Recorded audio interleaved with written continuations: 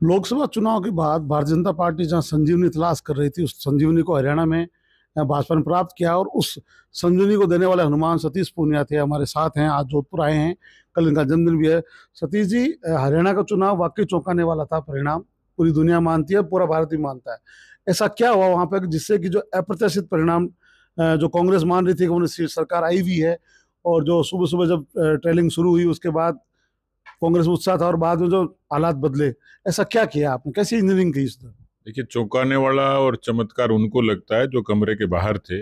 कमरे के भीतर की जो रणनीति थी और जो 14, 19 और 24 के जो स्टैटिस्टिक्स थी, जो आंकड़े थे, वो इस बात को साबित कर रहे थे कि हरियाणा में बीजेपी पूरी तरीके से गई नहीं है। ये कांग्रेस का कुप्रचार है जो लोकसभा में थोड़ा आंशिक रूप से सफल हुआ, जो नैरेटिव बनाया जवान, किसान, पहलवान और संविधान के नाम पर। लेकिन इसकी बुनियाद तभी शुरू हो गई थी लोकसभा में। लोकसभा में बीजेपी की 5 सीटें आई। लोगों ने कहा बीजेपी 5 सीटें हार गई, हमने कहा बीजेपी 5 सीटें जीत गई। और जब विधानसभा का फिगर देखा तो हम 44 सीटों पर लीड किए थे, कांग्रेस 42 पर थी, 4 पे आम आदमी पार्टी थी। वहीं से गुंजाइश दिखती थी कि हम हरियाणा में वापसी कर सकते हैं। उसके लिए संगठन उनसे बेहतर था, प्रबंधन हमारा उनसे बेहतर था, चुनाव का अभियान उनसे बेहतर था, और रणनीति, अल्टीमेट जो शब्द है वो स्ट्रेटेजी, कि सीट टू सीट हम लोगों ने एक एक सीट पर एक रणनीति बनाई। उस रणनीति को अंजाम देने के लिए केंद्र के हमारे माननीय प्रधानमंत्री जी से लेके, गृह मंत्री जी से लेकर राष्ट्रीय अध्यक्ष जी तक जो मार्गदर्शन मिला, समय उन्होंने दिया। एक 4 प्रभारियों की समर्पित टीम थी जो हरियाणा की टीम के साथ मिलकर काम कर रही थी। तो कुल मिलाकर हरियाणा की जनता का मिजाज बीजेपी से इतर नहीं था, पक्ष में था। कांग्रेस के प्रति कोई प्रेम नहीं था। कांग्रेस अति आत्मविश्वास में थी, और इतने अति आत्मविश्वास में थे कि बग्गी मंगवा ली, जलेबियां तुलवा ली। तो मुझे लगता है वो धरी की धरी रह गई। उनको जमीन पर काम नहीं था, जमीन पर हम थे, वो आसमान में थे और आसमान में ही रह गए। और इसलिए मुझे लगता है कि ये जीत एक अच्छी रणनीति की, प्रबंधन की और संगठन और विचार की जीत। राजस्थान में 7 सीटों पे उपचुनाव है। आप संगठन के मुखिया रह चुके हैं, भजन लाल जी संगठन से आके सीएम बने हैं। आपको क्या लगता है कि सरकार जो 10 महीने का कार्यकाल हुआ है, इसकी एक परीक्षा होगी इन 7 विधानसभा चुनाव पर?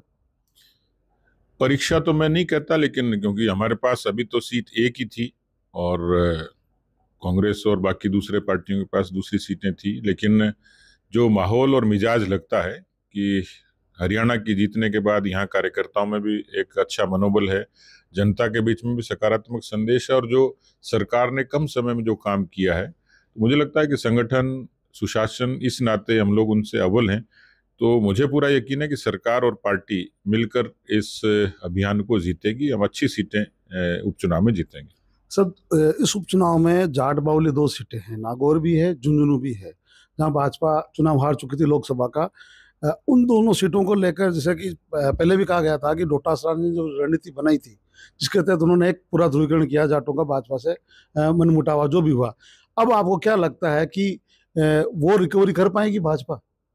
डोटासरा जी के जो अभी तक जो इनका दावे किया जा रहा है कि इस बार भी हराएंगे।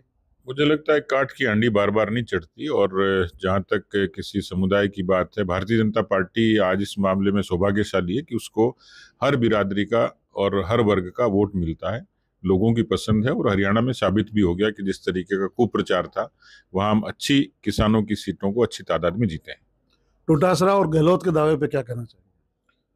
मुझे नहीं लगता कि उनके दाव में कोई दम है, क्योंकि कांग्रेस का दम ये चुनाव हारने के बाद निकल चुका। उनकी जो फितरत है वो राज तक सीमित है। विपक्ष के नाते, संगठन के नाते, विचार के नाते कांग्रेस, मुझे लगता है कि राजस्थान में भी अप्रासंगिक हो गई है। भजनलाल सरकार के कामों की बात कर रहे थे, आपने कहा था काम किया है। सबसे बड़ा मुद्दा सब इंस्पेक्टर भर्ती का है, उसको लेकर आप क्या सोचते हैं? सतीश पुनिया क्या सोचते हैं? युवा लगातार 2 पक्ष बन गए हैं प्रदेश में, कुछ कहते हैं रद्द की जाए, कुछ कहते हैं उसको यथावत रखी जाए। आप क्या सोचते हैं? सरकार को आप क्या कहना चाहेंगे? देखिए, मेरी सोच पार्टी और सरकार से इतर नहीं है, और इसके लिए सरकार ने तत्परता से एक समिति बनाई है, उसने हर पक्ष से बात की है, और मुझे लगता है कि इस मामले में सरकार गंभीर भी है। पक्ष तो हर बात के 2 होते हैं, लेकिन सरकार, मुझे लगता है कि योग्य निर्णय करेगी और जल्दी करेगी। सर, बात करें कांग्रेस की, तो जो डोटासरा जिस परिचित शैली में काम करते हैं और जिस तरह से आक्रामकता दिखाते हैं, खासतौर से किसान वर्ग में जाके, आपको लगता है कि उसके चलते हुए इन 7 सीटों पे कोई भाजपा को फायदा मिलने की कोई गुंजाइश?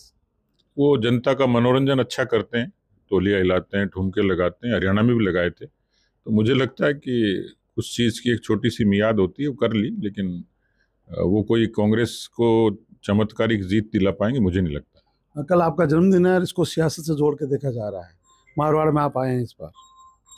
मुझे नहीं लगता कि मारवाड़ मेरे लिए एक सियासत की जगह नहीं है। मेरा एक इस धरती से एक नैसर्गिक प्रेम है, आता जाता रहा हूँ सामाजिक तौर पर भी, और इस नाते जो मेरा जो जन्मदिन है वो सियासी नहीं है, सामाजिक सरोकारों से जुड़ के हम लोग कर रहे हैं। सुकन्या समृद्धि के खाते, वृक्षारोपण, रक्तदान जैसे काम कार्यकर्ता कर रहे हैं। तो मुझे लगता है कि मुझे मारवाड़ के कार्यकर्ताओं के बीच में रहना तो इस नाते आया।